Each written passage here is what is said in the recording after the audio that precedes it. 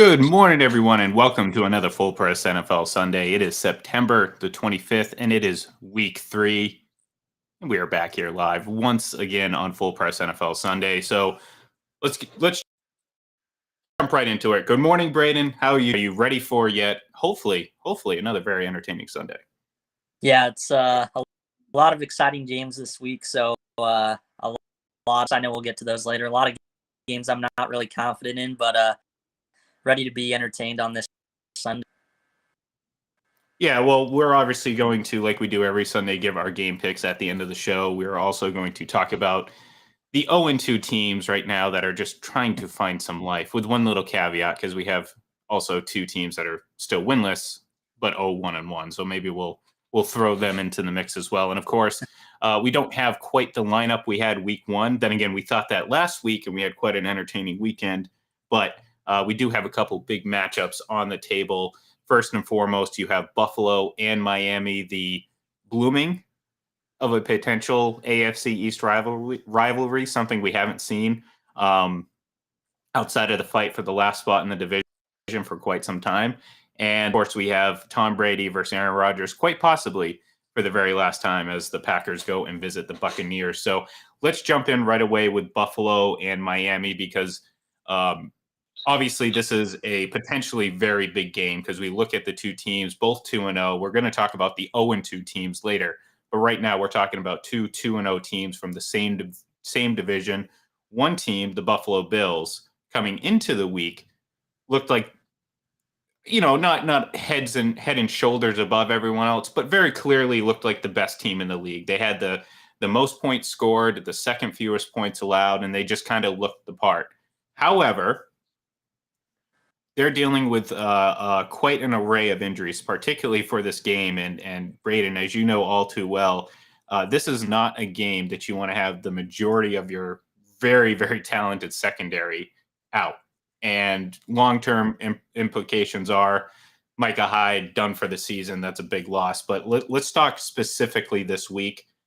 How big of a deal is this? Because earlier in the week, I picked the Buffalo Bills to win this game. I'm not that confident in this anymore. And thinking about it, having 2 rookie starting cornerbacks, potentially both of your safeties out. I don't know. I haven't seen an update on Jordan Poyer yet.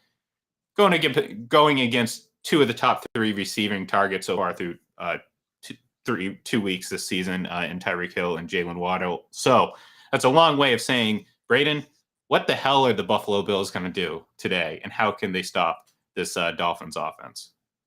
Yeah, I think it kind of has to start with their pass rush, and they're kind of out their defensive linemen more than anyone. So they have a lot of depth up front, and Von Miller's had I think it's going to kind of be relying on those guys, maybe designing a little bit more extra pressure. Don't do a lot. They kind of sit in that nickel most of the time and just rush 4 or less. And the kid may just be sending extra rushers after Tua, and he's kind of a guy that a bit too long sometimes. They might try to bank on that. And you mentioned the starting corners both. It sounds easier said than done, but I think just having good community be key for those guys like that. When you look at the speed that have, we talked about it a lot. How do you guys or those guys can just take short passes? I think it's kind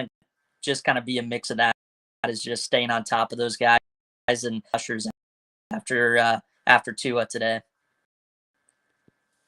Yeah, I mean they're gonna have to figure something out, because obviously you can't expect, especially 2 rookie cornerbacks, to be able to contain the speed and the talent that you have in Waddle and Hill, and of course everything else.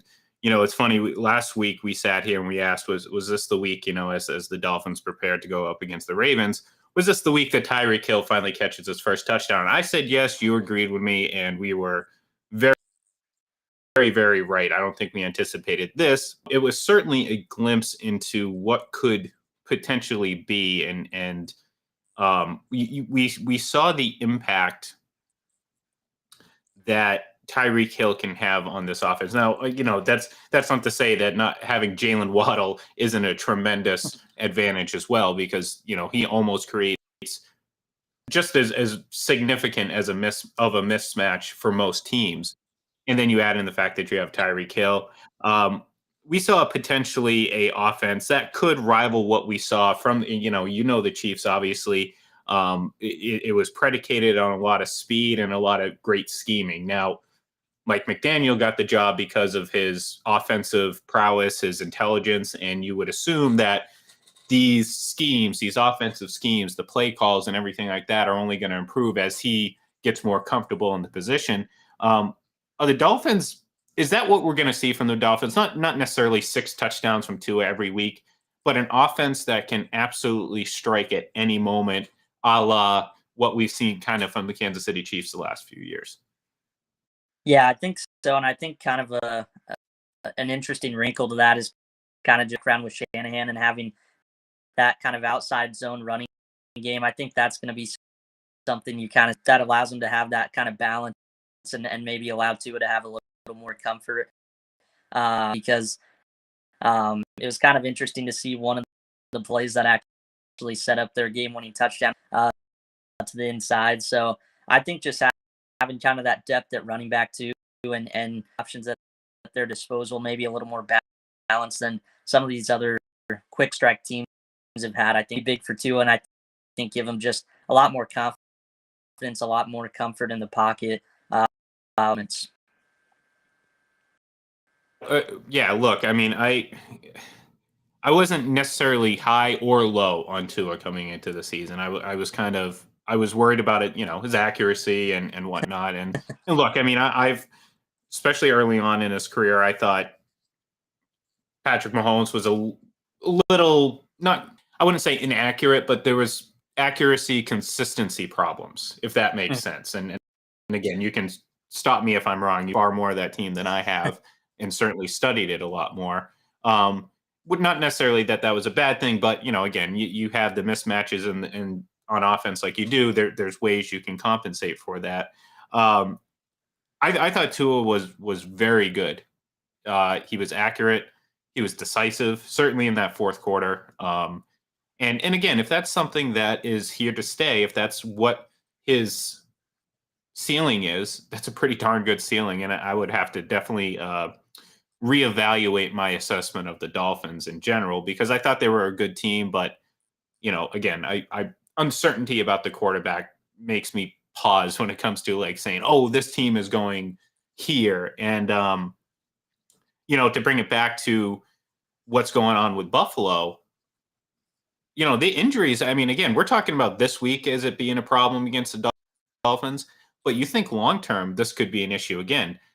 You were going to be without Micah Hyde anyways this week. Having him done for the season again, that's a huge loss long term. That again, you're thinking Super Bowl this season, so you want to have every single one of those guys, and he's been called the quarterback of the defense. And fortunately, you do have a guy like Von Miller who can, from a different perspective, kind of take over that role or add to, or at least help alleviate the loss. And then it's, Tre'Davious White hasn't played yet. You have 2 rookie starting cornerbacks. You don't know what's going to happen with Jordan Poyer. So all of a sudden, this Buffalo team becomes very vulnerable, not only in the AFC, but in that division. I mean, again, if Miami can get an early for Buffalo right now, move to 3-0, have that 1-game advantage over Buffalo, that could go a long way and potentially seeing a team that not many people picked to win the division. Now, I didn't pick them to win the division. I picked Buffalo, but that wouldn't shock me if that's how things played out. Yeah, and Buffalo, I mean, of course they have a tough Green Bay and Kansas City, and I think Baltimore next week. So just going to be test down the line, but here in the next couple of weeks after this Miami went in hot. So yeah, you talk about Miami has a lot of teams from last year regressing if they were playoff teams or didn't make the playoffs. So however much that comes into the equation, it's going to kind of be interesting here just in the next few weeks. Well, think about how much we've already kind of learned about the AFC already, and kind of going against, what we expected going into the season. Now, I know some people were as high as Mile High Stadium on the Denver Broncos coming into the season. I wasn't. And I know Kyle would agree. We kind of share a lot of the similar feelings about Russell Wilson, but I didn't expect them to look as just bad as they've had through 2 games. So I think that's, I wasn't high on them, but I necessarily push back at people who thought maybe they could get in a playoff spot. I'd be like, okay, Right. all right, I can buy that. Not necessarily agree, but I can buy it. I'm looking at the Denver Broncos now, and I'm like, oof. I mean, I know it's only been 2 weeks, but very quickly, and again, we're going to get to 0-2 teams in a minute, but very quickly, you can find yourself very quickly out of the race, and it only being September, October. So I look at Denver, and I'm like, okay, maybe not as good as even the more pessimistic people thought they could be, like myself. The Raiders, talent, but 0-2, and now all of a sudden you're looking at a team that could potentially be teetering towards falling kind of downhill very quickly in Josh McDaniels' first season. They have talent, so I'm not writing them off yet, but all of a sudden you're like, okay, that kind of opens the door for a few more AFC teams, and right away you think Miami, because talent on offense, they have a pretty good defense, and that's kind of what separates them from some of these other teams like the Ravens, for example, who I think the Ravens can still win their division, and it's very winnable for them, but their defense is putrid. Now, they signed JPP, that should help their defensive line, but this pass defense is awful. So I'd be very concerned about them going against some of these elite teams, Dolphins, like the Chiefs, like the Chargers, if they ever figure it out and Justin Herbert stays healthy. So, yeah, I mean, all of a sudden we're sitting here thinking, wow, maybe the Dolphins are better. And then again, they win today, and all of a sudden you're thinking, well, maybe not just a wild card spot. Maybe they can take advantage of this Buffalo injury situation. So we'll pick this game later. Again, I'm still kind of wavering. I picked Buffalo, full disclosure. I picked Buffalo earlier this week. I might change tune. So if anyone hears both, don't blame me. Just consider the fact that we got more information throughout the week. So that's not the only marquee matchup on the schedule today. Obviously, we got the Buccaneers home opener, which just happens to be coming against Aaron Rodgers and the Green Bay Packers. And both teams will be sporting a who's who of wide receivers. And I don't mean in a, wow, look at that star, look at that star. I'm literally saying, who the hell is that? Who is lining up at wide receiver 1, 2, 3, slot, whatever. And that's what we're going to get from both teams today, presumably. There's still a chance that Julio Jones plays today, but to be honest with you, I'm not banking on it. And that was kind of foolish on my part to kind of even assume that Julio Jones could stay healthy. It was like Sammy Watkins for the Packers. Like, everyone saw Sammy Watkins make that big catch and run last week, and it's like, oh my God, Sammy Watkins looks great. I got an alert yesterday. He's going on IR, and that's just par for the course. And look, I'm not knocking Sammy. It's just, that's the guy, he struggled with injuries.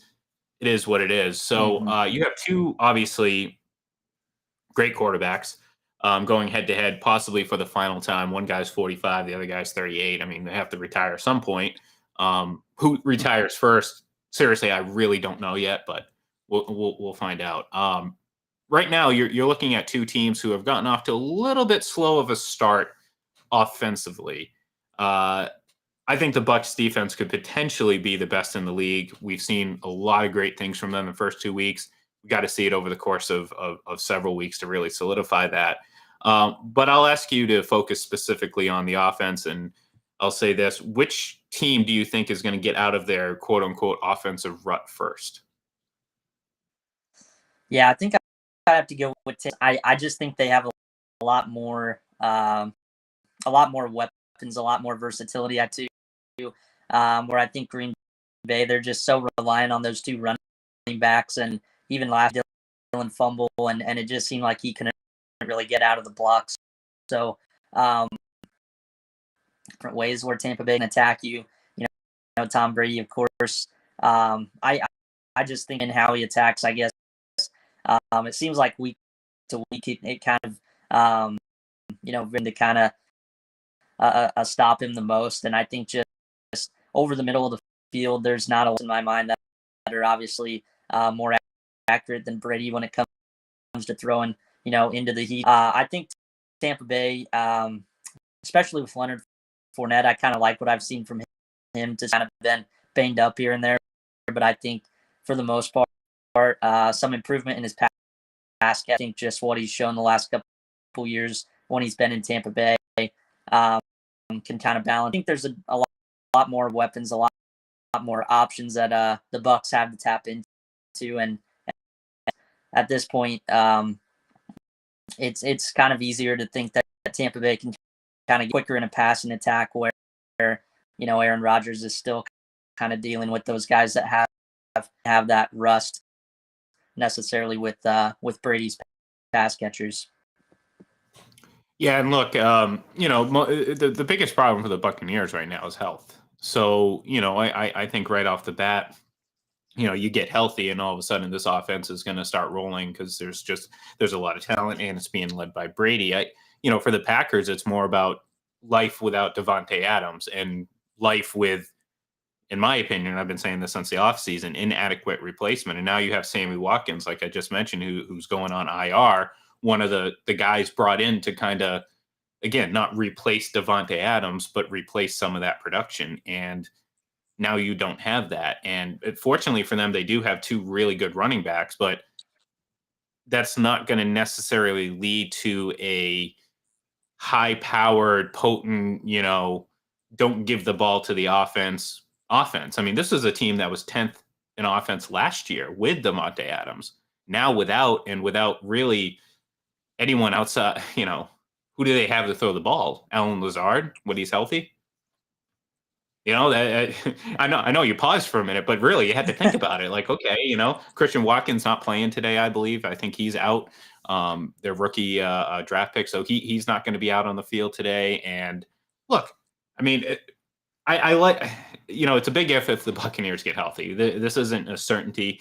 One certainty is true: Mike Evans will be back next week. He's just serving a suspension, but they're going to have to work in Cole Beasley in his first game very quickly. He's going to have to take quite a load, especially if Julio Jones doesn't suit up. Now, if Julio Jones is out there, it's a little bit different story today for the Buccaneers. However, I think long term,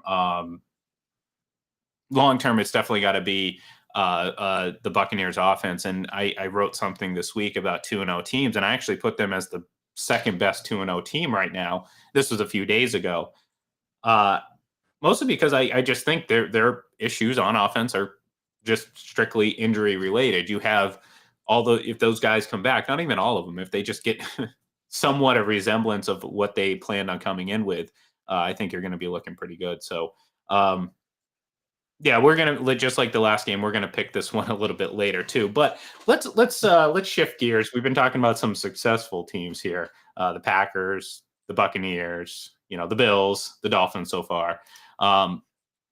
Let's talk about some teams that aren't so successful, and that includes last year's AFC champion and Super Bowl runner-up, the Cincinnati Bengals. So for years, it's always been 0-2 teams. If you go 0-2, your percentage to make the playoffs plummet. So right off the bat, we have some very obvious teams in this mix, but we also have some surprising teams, because I did mention Bengals went to the Super Bowl, represented the AFC, but you also have last year's AFC number 1 seed up there at 0-2. And I already talked about the Raiders. Not necessarily that they were Super Bowl bound, but I thought they'd be better than what they've been so far, and they're sitting at 0-2. So I'll throw it to you first. Which 0-2 team do you think has the best shot at turning it around, and not necessarily going on a Super Bowl run, but at least being in competition and making the playoffs here? Yeah, this was tough, because I just think it's these teams. There's just a lot of stuff where they win the games. It's just, but I think I got to kind of look to Tennessee, strictly because of Rabel's on that team. Even when I think it was last year, they used over like 90 players on the roster due to injuries. Still found a way to get that number 1 seed. So, and then you look at that division. I mean, Houston 1-1 right now, and as much as I'd like to see the Jaguars continue to do well, you don't feel like they're going to take that next step right away this year with the first season of Doug Peterson, what Vrabel's kind of done, the foundation that he's built, seeing if maybe Ryan Tannehill plays. That's kind of where I guess I look to for first, kind of looking at and how they've just mostly performed in big games. It's kind of been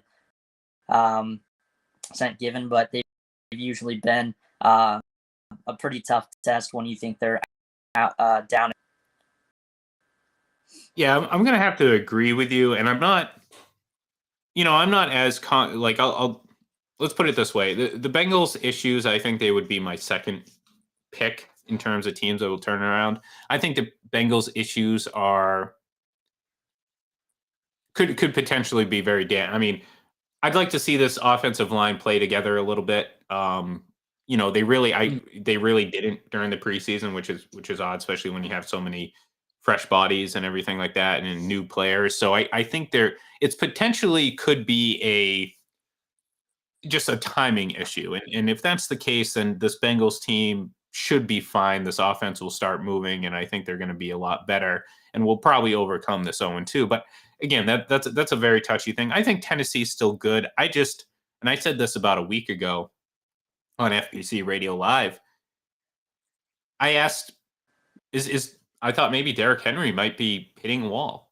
And I think everyone kind of expected him to, just be the same guy. And I'm through 2 weeks, I mean, I'm like, all right, running backs hit a wall, and that's kind of where he's at. And I think, I don't know how many people even consider that a potential possibility. And then you couple that with the fact that, they've gotten weaker offensively with the loss of AJ Brown. And two, Ryan Tannehill seems to have kind of plateaued quite a bit.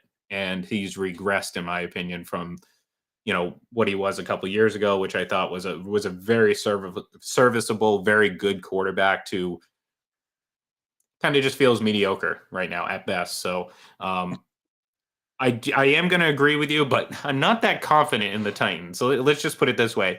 We asked the question, so we had to come up with an answer.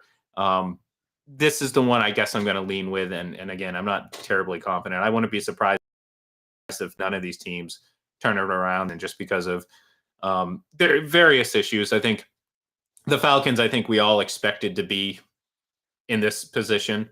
The Panthers, I think maybe not 0-2, but I don't think anyone saw the Panthers as being a valuable, any sort of threat in the division or the conference or anything like that. Again, the Raiders, mixed opinions. You would think the talent that they have, they'd be winning some games already, but that could just be a cohesion issue. Titans and Bengals are surprising. I'm going to have to lean with the Titans in terms of who I think is going to turn it around, but we'll see. We'll see. Yeah, and I just let's see. Just wanted to throw in real quick. I think I saw something the other day where his yards after contact them each of the last 4 seasons, and kind of looking at it again real quick. I think count his high school rushing stats. I think he's had over 16,000 carries now, and it's still only 28, which is hard to believe. But you just talk about hitting that wall with Henry, and those things have kind of come down quicker than I would have expected for sure. Yeah, and you look at this Titans offense. I mean, they're built to be kind of carried by. I mean, you don't have AJ Brown. That's a huge element out of your offense. Ryan Tannehill's Ryan Tannehill. I mean, he's not going to get any better, and he's likely going to continue to take steps back to the point where, he's again a mediocre at best quarterback, and that doesn't scream Super Bowl contender. So, it'll be interesting to see. I mean, we will. I don't know. We have an interesting matchup. One of these two teams aren't going to be 0-2 at the end of the day, and they could be 0-1 because the Raiders and the Titans play each other. So we will actually get to that game here in just a minute because Braden, we're going to give our game picks. Yeah, that's right. We're rolling along here. We aren't going to do our props this week. We wanted to make sure we give our game picks, and of course, we weren't sure how much time we were going to spend on these two individual games that we spent some pretty good time with. So let's get right into it. I'm going to let's see, I thought I had here we go. Look at that. Week 3 game picks. This way, when people are tuning in, they can see what the hell we're talking about, because sometimes we just don't make sense. So it's easier to see some sort of visual. We don't have captions, but then again, that would make us look even foolish. So let's jump right into it. We have Houston at Chicago. The Bears, you have Justin Fields on the field. You have Davis Mills opposing him with the Texans.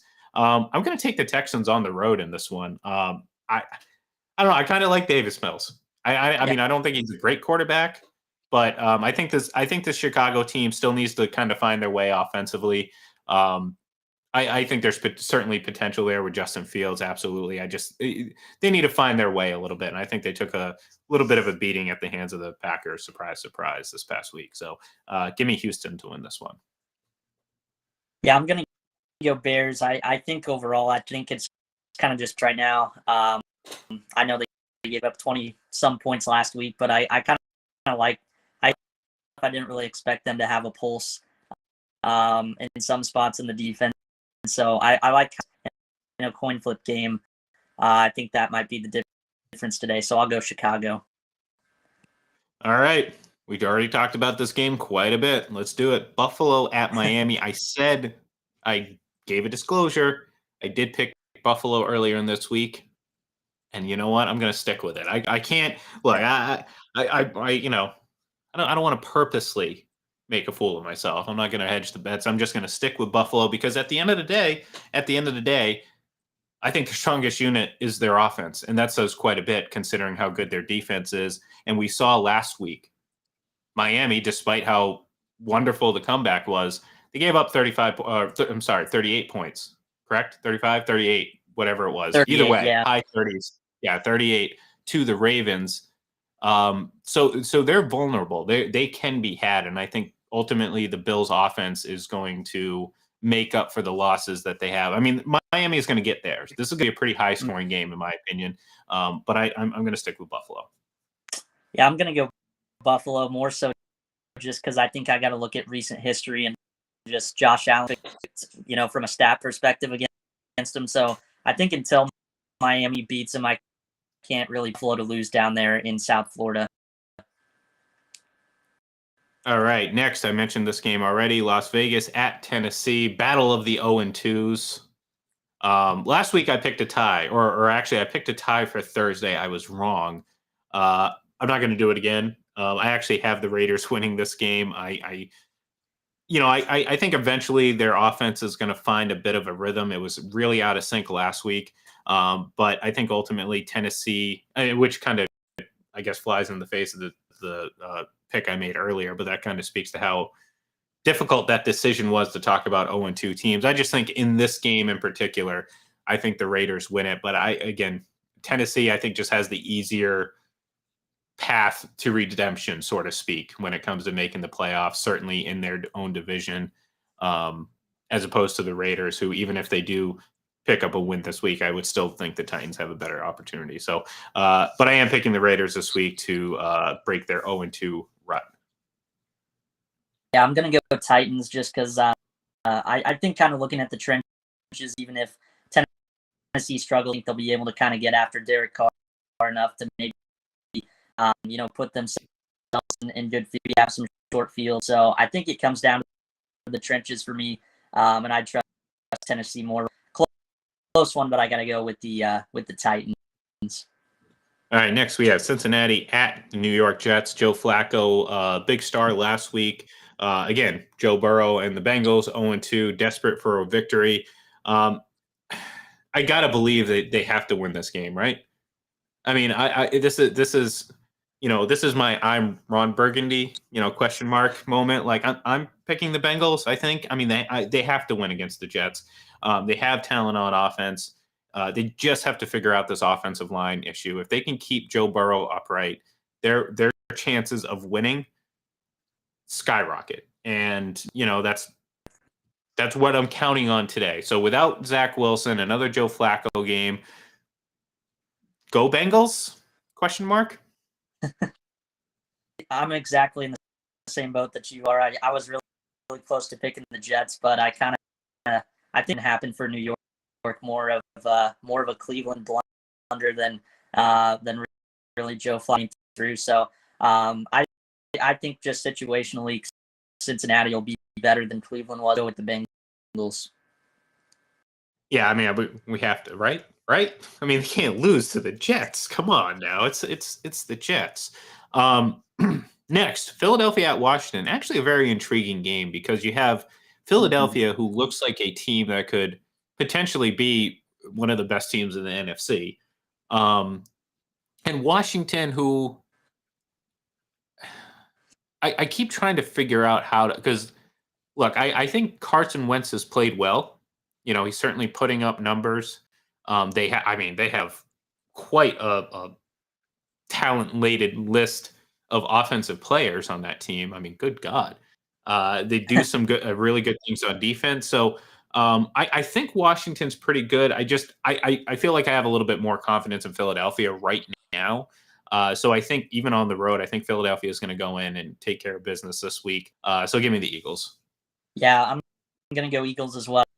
I think even if Washington's defense can find something, I just don't know if Philadelphia's defense is going to give up a lot of those explosive plays we've seen so far. So I like the Eagles as well. All right, next we have Baltimore at New England. The Patriots opening up their season at home against the Ravens. Again, excuse me. I'd like to pick the Ravens, or I'm sorry, I'd like to pick the Patriots. But ultimately, I think the Ravens are going to win this game. I think the Patriots, excuse me, are still a little ways away from, I don't know, competing. And last I saw, Jacoby Myers, one of their best wide receivers, and they have a okay wide receiver room to begin with. He's not going to play today, so I think that's a huge knock for a team that is struggling a bit offensively. Defensively, I think they're a pretty good defense. We saw, in hindsight, what they did to Miami in week 1. They, outside of the pick six, I mean, they held Miami to a very pedestrian offensive output, which again, based on what we saw last week against the team that's coming into town. So, but yeah, I'm going to take the Ravens in this one and hope that maybe I'm going to reverse their fortune a little bit by picking against them. So give me the Ravens. Ravens as well. I do think it might be a little closer than some people expect, but I just see, Lamar totally being shut down right now by this New England D. So with the Ravens. All right. Next, we have Kansas City at Indianapolis. Now, look, I took Kansas City. Indy doesn't look good so far. Matt Ryan looks like a shell of himself. So, yeah, give me Kansas City. I don't have much more to add to that. Yeah, this is kind of a game I obviously look to be a trap game. Week before they for Kansas City, but yeah, until this Colts offense can start putting some points, expect them to kind of win these kind of games yet right now. So got to go with the Chiefs. Next, we have a very intriguing matchup. Detroit at Minnesota. Minnesota looked really good against the Packers. Looked bad last week. Detroit, surprise, surprise, guess what?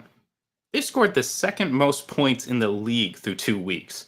I'm taking Detroit with the upset victory. Give me some Dan Campbell in this situation. Yeah, I'm going to go Detroit as well. I didn't really think I would go this route, but I think you mentioned offense, how much points scored. This Minnesota defense is just, there's a lot of new faces brought in this season. I just don't know if they can limit enough of those Lions here. All right, next we have Jacksonville at the Chargers. Now, here we go. This is an issue that, we're kind of waiting to see what's going to happen with Justin Herbert. He's been banged up quite a bit. I'm assuming I'm going to go out on a limb and say that Justin Herbert's going to play. I'm going to guess that he's going to play.